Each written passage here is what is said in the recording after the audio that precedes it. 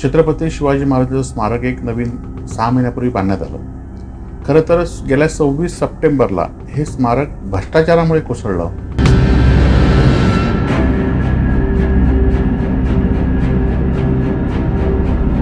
आज सरकार सांगते की नेव्हीकडे बोट दाखवतंय, आम्ही नेव्हीकडे पण कागदपत्र मागितलेत. जर पुतळ्याच्या कामासाठी जर एवढे पैसे लागत असतील तर पुतळा तो कसा असला पाहिजे. आणि हे महाराष्ट्रातले आज पुतळा काय एक सिंधुदुर्गातच बनवत आहेत, अनेक ठिकाणी बनतात, ह्याच्यापेक्षा मोठे बनतात.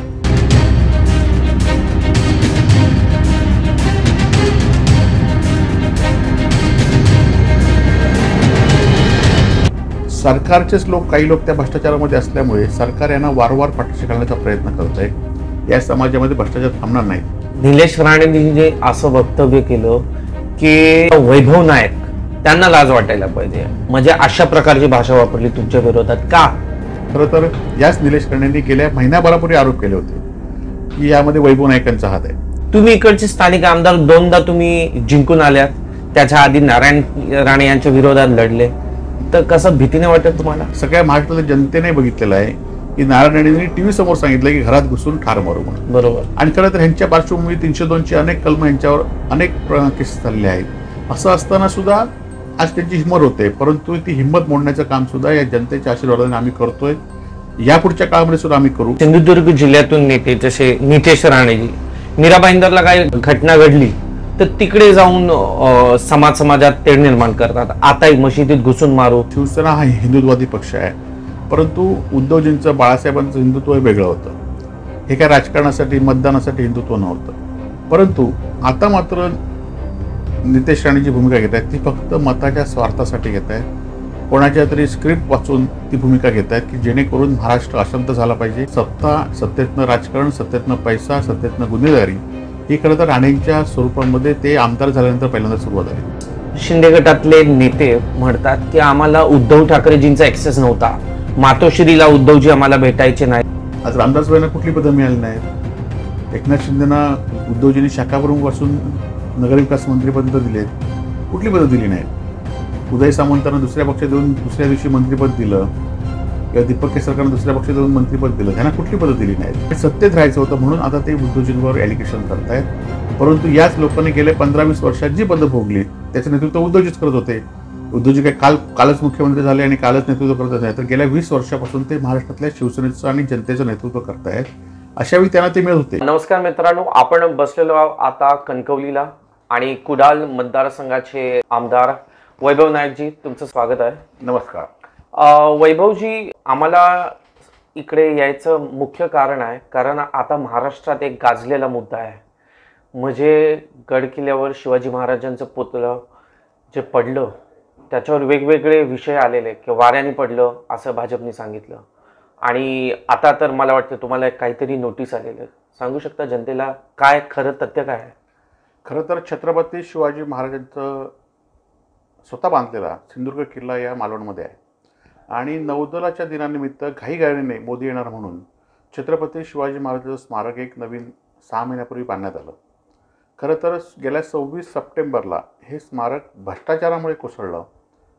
खरं तर पहिल्या दिवसापासून आम्ही आरोप करतो की या भ्रष्टाचारांना सरकारने पाठीशी घालू नये, परंतु सरकारचेच काही लोक त्या भ्रष्टाचारामध्ये असल्यामुळे सरकार यांना वारंवार पाठीशी घालण्याचा प्रयत्न करत आहे.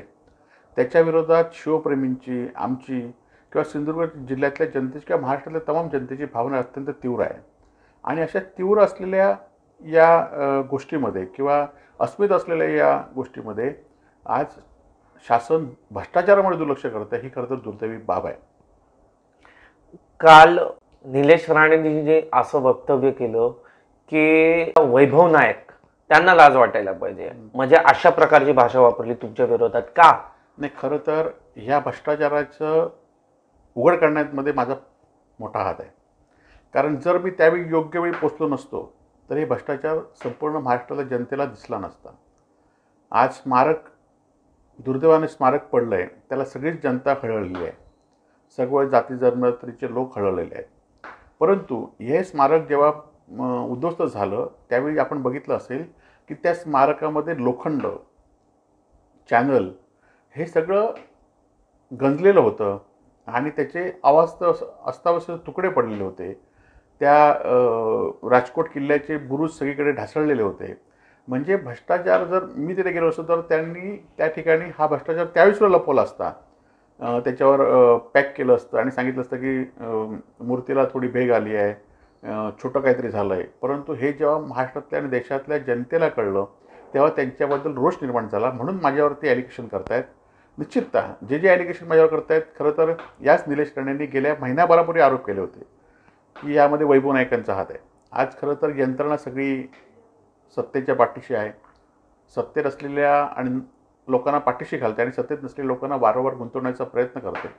तरी पण गेल्या महिन्याभरामध्ये ॲलिगेशन करून सुद्धा पोलिसांनी त्यांच्याकडे गेले पाहिजे चौकशी होती की आपण जे आरोप करतो त्या आरोपामध्ये काय तथ्य आहे. हे झालंच. दुसरीकडे आम्ही भ्रष्टाचाराचे आरोप करतोय ह्याच्यावर काहीतरी पार्श्वभूमी आहे. आज आम्ही छत्रपती शिवाजी महाराजांच्या स्मारकाचा चौथरा बांधायला जवळ 2.5-3 कोटी रुपये आणि पुतळ्यासाठी 2.5 कोटी रुपये, पुतळ्याच्या उद्घाटनासाठी 5.5 कोटी रुपये हे कागदोपत्री सरकारने खर्च केले आहेत. हे वारंवार आम्ही सांगतोय. आज सरकार सांगते की नेव्हीकडे बोट दाखवत आहे. आम्ही नेव्हीकडे पण कागदपत्र मागितलेत. जर पुतळ्याच्या कामासाठी जर एवढे पैसे लागत असतील तर पुतळा तो कसा असला पाहिजे. आणि हे महाराष्ट्रातले आज पुतळा काय एक सिंधुदुर्गातच बनत आहेत, अनेक ठिकाणी बनतात, ह्याच्यापेक्षा मोठे बनतात. आणि त्यामुळे ह्या सगळ्यामध्ये भ्रष्टाचार झाला हे वारंवार सांगतोय आणि वारंवार लोकांसमोर आणतोय. म्हणून आम्ही आणतोय आमच्याकडे पुरावे आहेत म्हणून. किंवा आता आपण काल बघितलं, काल शासनाने जी कमिटी नेमली होती त्या कमिटीचा अहवाल आला. त्या अहवाल म्हटलं की याला चुकीचं वेल्डिंग झालं होतं, याच्याला वेल्डिंगला गंज पकडला होता, यामध्ये मटेरियल चुकीचं वापरलं होतं, असं शासनाचा अहवाल प्रसिद्ध झालेला आहे. आणि त्यामुळे आम्ही जे आरोप करतोय भ्रष्टाचाराचे त्याला पुष्टी शासनानेच दिलेली आहे. असं असताना एकीकडे हा विषय असताना दुसरीकडे मात्र आपण अनेक गोष्टीमध्ये प्रत्येक गोष्टीमध्ये राजकारण करण्याचा हा लोकांचा प्रयत्न काही लोकांचा आहे. आज नोटीस आम्हाला का आली की माझ्याकडे पुरावे मागतायत. खरं तर यंत्रणा तुमची आहे. आज 2 लोकांना तुम्ही पहिल्या 2 तासामध्ये त्यांचे आरोपपत्र दाखल केला, त्यानंतर 2 तासानंतर तुम्ही दुसऱ्या कुठल्याही आरोपीपर्यंत गेला नाही. त्याचबरोबर आपण एखादा सेन्सिटिव्ह विषय असेल, एखादा संवेदनशील विषय असेल तर आपण प्रत्येक पोलीस बुलेटिन जाहीर करतो की हाच एवढा तपास झाला, एवढा तपास झाला. आज वृत्तपत्राच्या माध्यमातून पोलिसांच्या काही लोकांच्या चौकशीतून असं निष्पन्न झालं की फक्त आपटेला 25 लाख रुपये 26 लाख रुपयेच मिळाले. उरलेले पैसे कुठे गेलेत ह्याचा शोध पोलिसांनी खरं घेतला पाहिजे आणि स्टेटमेंट दिलं पाहिजे.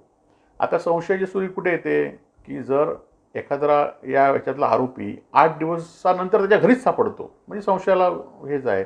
आणि असं असल्यामुळे शासन या सगळ्या लोकांना पाठीशी घालते असा आमचा आरोप नाही तर आता सगळे प्रत्यक्षदर्शी पुरावे आहेत. विनायकजी, जेव्हा आम्ही मुंबईला किंवा कोकणाच्या दुसऱ्या भागेत असतो आम्हाला असा एक दबदबा वाटतो की नारायण राणे किंवा त्यांच्या दोन्ही मुलांचा एक दबदबा आहे सिंधुदुर्गात. तर आम्हाला कधी ना कधी इकडे येताना जरा भीती वाटते की आपण तिकडे जातो, बातमी घेताना मुलाखत घेताना आम्ही पत्रकार म्हणून आम्हाला काय व्हायला नाही. तुम्ही इकडचे स्थानिक आमदार 2दा तुम्ही जिंकून आल्यात, त्याच्या आधी नारायण राणे यांच्या विरोधात लढले, तर कसं भीतीने वाटत तुम्हाला? नाही, खरं तर सगळेच लोक भितले तर हा समाज निर्भय बनणार नाही. सगळ्यांनी जर अन्यायाच्या विरोधात लढायचं नाही ठरवलं तर समाज अन्यायग्रस्त होईल. म्हणून आम्हाला ह्यांची पार्श्वभूमी माहिती असून सुद्धा आपण बघितलं असेल की सगळ्या महाराष्ट्रातल्या जनतेने बघितलेलं आहे की नारायण राणेंनी TV समोर सांगितलं की घरात घुसून ठार मारू म्हणून. बरोबर. आणि खरं तर ह्यांच्या पार्श्वभूमी 302ची अनेक कलमं ह्यांच्यावर अनेक केसेस चालले आहेत. असं असताना सुद्धा आज त्यांची हिंमत होते, परंतु ती हिंमत मोडण्याचं काम सुद्धा या जनतेच्या आशीर्वादाने आम्ही करतोय. यापुढच्या काळामध्ये सुद्धा आम्ही करू, कारण लोकांना सत्य परिस्थिती मिळाली. एखाद्या गोष्टीमध्ये गुन्हा घडेल, भीती होईल म्हणून आपण जर गप्प राहिलो तर हा समाज निर्भय बनणार नाही. या समाजामध्ये अन्याय थांबणार नाहीत, या समाजामध्ये भ्रष्टाचार थांबणार नाहीत. म्हणून आम्ही राजकीय असो, तुमच्यासारखे काही पत्रकार असो, हे निर्भयपणे लोकांसमोर आले पाहिजेत, लोकांकडे भूमिका मांडली पाहिजे. आज एखादी भूमिका जर त्यांच्यासमोर नाही मांडली तर लोक उद्याचा पिढी ही आम्हाला दोष देईल आणि ते आपण टाळलं पाहिजे. बरोबर. या जिल्ह्याला राजकीय हत्याचाही इतिहास आहे. म्हणजे बरेच नावे आज आपण बोलू शकतो की ह्या जिल्ह्यात असे राजकीय हत्या झालेल्या आहेत किंवा राजकीय हत्याचा आरोप तरी होता. जरा जनतेला सांगू शकता, कारण आजच्या काळात बऱ्याच लोकांना माहीत नाही की आधी काय झालेलं. खरं तर हा तर बॅरिस्टर नाथपै, प्राध्यापक मधु दंडवते, ब्रिगेडियर सुधीर सावंत यांचा वारसा असलेला हा जिल्हा आहे. परंतु या जिल्ह्यामध्ये आपण बघितलं असाल की राणेंनी ही गुन्हेगारी प्रवृत्ती आणल्यानंतर सत्तेतनं राजकारण, सत्तेतनं पैसा, सत्तेतनं गुन्हेगारी ही खरं तर राणेंच्या स्वरूपामध्ये ते आमदार झाल्यानंतर पहिल्यांदा सुरुवात झाली. दुर्दैवाने त्यावेळी माझेच काका श्रीधर नाईक यांची हत्या झाली. राणे त्यामध्ये आरोपी होते. त्यानंतर विजय भिसे यांची हत्या राजकीय झाली. भाई गोयकर आमचे ज्येष्ठ नेते आहेत, त्यांचे बंधू त्यांची हत्या झाली. नंतर जमिनीच्या वादातून काही हत्या झाल्या आहेत. म्हणून आपल्यावर लोकांवर दबाव ठेवण्यासाठी आणि दबावातनं राजकारण जिंकण्यासाठी राणेंनी ह्या गोष्टी सुरू केल्या आहेत. परंतु या गोष्टीच्या जेव्हा ही नवीन पिढी तयार झाली तेव्हा या गोष्टीला विरोध होऊ लागला. म्हणूनच राणेंचा दोनदा पराभव झाला. त्यांना अनेक पक्ष बदलावे लागलेत. आता कालच्या लोकसभा निवडणुकीमध्ये सुद्धा त्यांनी आता नवीन हे वापरलं आहे भाजपाने की प्रत्येक मतदाराला पैशाचं वाटप करायचं. आणि हे कधी या जिल्ह्यामध्ये या मतदारसंघामध्ये होत नव्हतं. काही लोक त्यावेळी भुलली असतील, परंतु मला खात्री आहे की जनता ह्या जिल्ह्यातील सुज्ञ आहेत. ती पुन्हा अशा आमिषांना बळी पडणार नाहीत आणि निश्चितपणे जो कोण योग्य असेल त्याला लोक मतदान करतील आणि ही गुंडगिरी आणि ही पैशाची मस्ती ज्या लोकांना आली ती मोडून काढतील.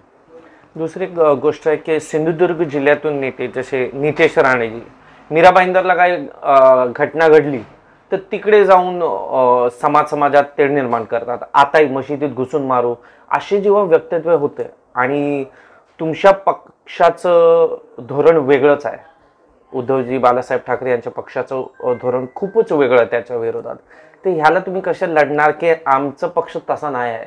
नाही, खरं तर शिवसेना हा हिंदुत्ववादी पक्ष आहे. परंतु उद्धवजींचं, बाळासाहेबांचं हिंदुत्व हे वेगळं होतं. हे काय राजकारणासाठी मतदानासाठी हिंदुत्व नव्हतं. परंतु आता मात्र नितेश राणेची भूमिका घेत आहेत ती फक्त मताच्या स्वार्थासाठी घेत आहेत. कोणाच्या तरी स्क्रिप्ट वाचून ती भूमिका घेत आहेत की जेणेकरून महाराष्ट्र अशांत झाला पाहिजे. कालच्या लोकसभा निवडणुकीमध्ये ज्या पद्धतीने उद्धवजींना सगळ्या समाजाचा पाठिंबा मिळाला, तो पाठिंबा कुठेतरी दुसरीकडे वळवण्यासाठी, समाजामध्ये तेढ निर्माण करण्यासाठी अशा गोष्टी घडण्याचा, भडकवण्याचा प्रयत्न या ठिकाणी करतात. समाजामध्ये तेढ निर्माण झाली तरच त्यांना राजकारण यशस्वी होईल. कारण लोकसभेच्या निवडणुकीत आपण बघितलं असाल की महाराष्ट्रातल्या जनतेने महायुतीला पूर्णपणे नाकारलेलं आहे. येणाऱ्या विधानसभेमध्ये तीच परिस्थिती होणार आहे आणि लोकांना आता चांगलं खरं हे सगळं कळतं आहे. खरं तर याच नितेश राणेंची भूमिका वारंवार बदलत असते. जेव्हा ते काँग्रेसमध्ये होते तेव्हा भूमिका वेगळी होती, आता आलेत आता त्यांची भूमिका वेगळी आहे. आणि त्यामुळे अशा सगळ्या गोष्टीमध्ये फक्त आणि फक्त स्वार्थासाठी भूमिका घेतात. त्यांना हिंदू धर्माबद्दल किंवा हिंदू धर्मांच्या तत्वाबद्दल काहीही सोयीसुतूक नाही. फक्त राजकारणामध्ये कसं मतदान आपलं जास्त होईल यासाठी ते सगळं करत आहेत. जेव्हा तुमच्या पक्षात फुटी झाली किंवा उठाव झाला, गद्दारी म्हणतात, तेव्हा तुमच्या पक्षात तुम्हालाही ऑफर दिला गेलेला की तुम्ही जोडा किंवा तुम्हाला अडचणीत आणण्याचा प्रयत्न केला गेलेला काय? नाही, खरं तर आपल्या शिवसेनेमध्ये जी फूट पडली ती खरं तर भारतीय जनता पार्टीने पद्धतशीरपणे केली पाहिजे. कारण शिवसेना हा सर्वसामान्य कार्यकर्त्यांचा, मराठी माणसांचा, महाराष्ट्रातल्या जनतेचा पक्ष आहे. आणि ह्या पक्षामध्ये जर फूट पडली तरच आपल्याला या राज्यामध्ये सरकार बनवता येईल. कारण आपण बघित असाल इतिहास 90पासून आहे की शिवसेनेला धरूनच भारतीय जनता पार्टी सत्तेपर्यंत पोहोचू शकली, ही वस्तुस्थिती आहे. आणि अशा वेळी जेव्हा पक्ष फुटला, पक्ष फोडण्याचा प्रयत्न केला, तेव्हा अनेक कार्यकर्त्यांना आमिष देण्यात आली, अनेक आमदारांना पद्धतशीरपणे ट्रॅप लावण्यात आली. आणि यामध्ये आम्हालासुद्धा आमिष होती, मंत्रिपदाची होती, 50-50 खोक्याची होती. त्याच्याकडे आमच्या क्लिप पण आहेत जे आमच्याशी बोलले, ते आम्ही योग्य वेळी त्या पण बाहेर काढू. परंतु हे सगळं असताना आम्ही प्रामाणिकपणे पक्षाबरोबर आणि महाराष्ट्राला जनतेवर राहिलो. कारण एखाद्या आमिषाला खरं तर ज्या ठिकाणी आम्ही निवडून येतो त्या लोकांनी आम्हाला कुठले आमिष न बघता एखाद्या प्रवृत्तीविरुद्ध लढतोय, पक्षाबरोबर आहेत, उद्धवजी आहेत म्हणून आम्हाला निवडून दिलेलं आहे. आणि असं असताना जर आमच्यासारख्या लोकांनी अशी गद्दारी केली तर महाराष्ट्राची जनता आम्हाला माफ करणार नाही. आज ज्याने गद्दारी केली त्यांना सगळी आमिष मिळालेत, पदं मिळालेत, पैसा मिळाला, प्रतिष्ठा मिळालेत. परंतु जनतेच्या दारात मात्र जेव्हा ते जातील तेव्हा निश्चित त्यांचा पराभव होईल अशी याची मला खात्री आहे. आणि त्यामुळे आम्ही पक्षाच्या विचारांबरोबर त्याचबरोबर जनतेच्या विचारांबरोबर आम्ही ठाम आहोत. बरोबर. जनतेचा विचार म्हणजे जनतेची प्रगती, म्हणजे विकास. नरेंद्र मोदीजी जे म्हणतात विकासासाठी मी उभा राहतो, असंच कारण अजितदादाही म्हणाले विकासासाठी मी भाजपला समर्थन करतोय. आता मला सांगा, तुमच्या जिल्ह्यात सिंधुदुर्गात पर्यटन 100% पर्यटन हा लोकांचा रोजगार आहे. आपूस उत्पादन हाही मोठा व्यवसाय आहे. तर आता उद्योजक मंत्री जे आहेत उदय सामंतजी, तुमच्या जिल्ह्याच्या बिलकुल बाजूला रत्नागिरीला आहेत. तर त्यांनी तुमच्या जिल्ह्यात मागच्या 2.5 वर्षात काय प्रयत्न करून काय उद्योग काय आणले किंवा काय प्रयत्न काय झाला इकडे?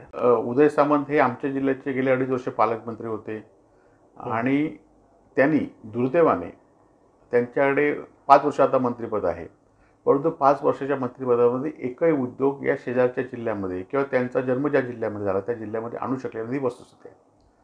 आज एवढंच कशाला की रत्नागिरीमध्ये सुद्धा अनेक उद्योग बंद पडतात, आपण बघत असाल, परंतु सिंधुदुर्ग जिल्ह्यामध्ये उदय सामंत असू देत किंवा केंद्रीय मंत्री उद्योग खात्याचेच मंत्री होते नारायण राणे, यांनी कुठले उद्योग आणले, हे पण कुठले उद्योग आणू शकले नाही, ही वस्तुस्थिती आहे. आणि त्यामुळे निवडणुकीच्या वेळी हे कुठले तरी आता बघितलं असेल की लाडकी बहीण योजना आणली, लोकांचं लक्ष डायव्हर्ट करायचं, कारण विकास किंवा शाश्वत विकास त्यांनी करू शकले नाही, ही वस्तुस्थिती आहे. आज महाराष्ट्रातले अनेक उद्योग गुजरातमधले जात आहेत, हे पण आपण बघतोय. आणि त्यामुळे महाराष्ट्रामध्ये खरं तर हजारो कोट्यावधी लोक बेरोजगार आहेत, ही वस्तुस्थिती आहे. आणि त्याला ह्यांनी काही प्रयत्न केले नाहीत, ही पण वस्तुस्थिती आहे. आणि त्यामुळे जनतेला आता परिवर्तन या सरकारमध्ये पाहिजे. निश्चितपणे पर्यटनाच्या दृष्टी जेव्हा आदित्य ठाकरे पर्यटन मंत्री होते, त्या पर्यटनासाठी काय करता येईल, सिंधुदुर्ग किल्ला सुशोभीकरण केलं आम्ही, अनेक मंदिरांना आम्ही पैसे दिलेत, ज्या ज्या ठिकाणी तलाव होते अशा लोकांना अशा ठिकाणी पैसे दिले, जेणेकरून पर्यटनाच्या दृष्टी लोक आकर्षित झाली पाहिजेत. ह्याची योजनासुद्धा आम्ही आणलेली, ती योजना या सरकारने बाळगली. म्हणजे या सगळ्या योजना बाळगण्याचं काम सरकारने केलं आहे. परंतु मला निश्चित खात्री आहे पुन्हा आमचं सरकार आता काही दिवसात येईल आणि आम्ही हा पर्यटन शाश्वत विकास आम्ही या ठिकाणी करू. एक शेवटचा प्रश्न, तुम्ही सांगितलं महाविकास आघाडीच्या 2.5 वर्षात इकडे निधी आली, आदित्य ठाकरेजींनी सहकार्य केलं, पण असे बरेच शिंदे गटातले नेते म्हणतात की आम्हाला उद्धव ठाकरेजींचा ॲक्सेस नव्हता, मातोश्रीला उद्धवजी आम्हाला भेटायचे नाही, आम्हाला रामदास कदम सारखे मोठे नेते म्हणतात की आम्हाला उद्धव साहेब आम्हाला महिने वेळ द्यायचे नाही. मग तुम्हाला कसं ॲक्सेस भेटायचं मातोश्रीचा? खरं तर आज हेच लोक उद्धवजींच्या आदित्यजींच्या पायाला घेऊन दररोज नमस्कार करायचे. ह्याच लोकांनी सत्तेची पदं अनेक उपभोगली, ती त्यांना ॲक्सेस नसताना उपभोगलीत. काय जे लोक गेले त्या लोकांनी सगळ्यांनी पदं उपभोगलीत, फक्त त्यांना पर्याय आणि भाजपची आमिषं मिळालीत आणि सत्तेत राहायचं होतं म्हणून आता ते उद्धवजींवर ॲलिगेशन करतायत. परंतु याच लोकांनी गेले 15-20 वर्षात जी पदं भोगलीत त्याचं नेतृत्व उद्धवजीच करत होते. उद्धवजी काय कालच मुख्यमंत्री झाले आणि कालच नेतृत्व करत नाही, तर गेल्या 20 वर्षापासून ते महाराष्ट्रातल्या शिवसेनेचं आणि जनतेचं नेतृत्व करतायत. अशावेळी त्यांना ते मिळत होते. आज रामदासबाईंना कुठली पदं मिळाली नाहीत, एकनाथ शिंदेना उद्धवजींनी शाखाप्रमुखापासून नगरविकास मंत्रीपद दिलेत, कुठली पदं दिली नाहीत. उदय सामंतांना दुसऱ्या पक्षात देऊन दुसऱ्या दिवशी मंत्रिपद दिलं किंवा दीपक केसरकरांना दुसऱ्या पक्षात देऊन मंत्रिपद दिलं, त्यांना कुठली पदं दिली नाहीत. त्यामुळे ही सगळी पदं त्यांना दिलेली आहेत, फक्त सत्तेमध्ये साठी येण्यासाठी पुन्हा ह्यांनी आपला हे केलेलं आहे. बरं, खूप खूप धन्यवाद आमच्याशी बोलायला. नमस्कार.